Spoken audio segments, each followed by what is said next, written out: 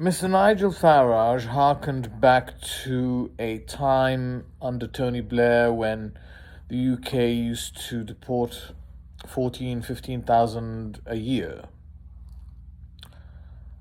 Now, if I'm not mistaken, that was under a Labour government when the UK was part of the European Union.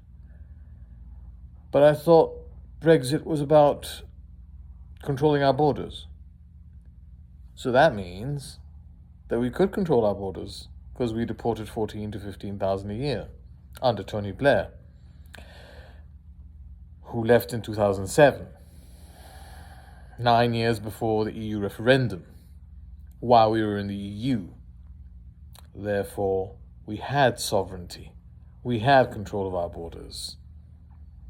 Therefore, Nigel Farage lied.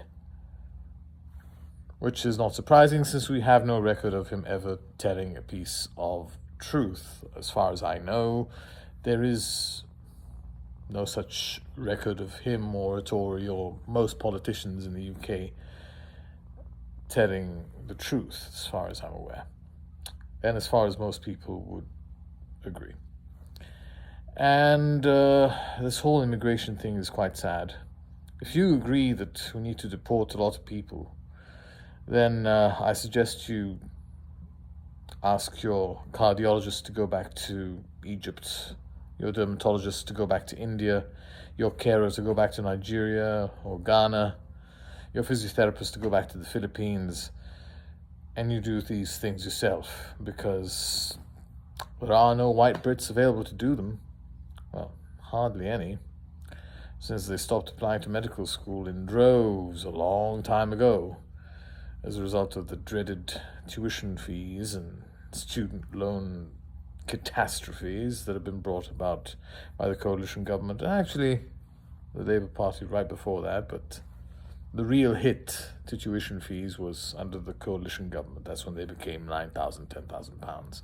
And for medical school, of course, we're talking 3 times that much. So, yeah, you want your white granddaughter to study medicine?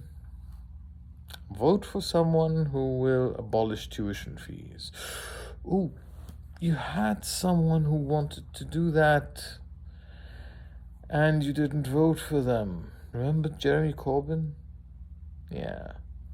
Well, as long as you have tuition fees for medical school and for nursing school and for education in general, you will not match Europe in any way, shape, or form.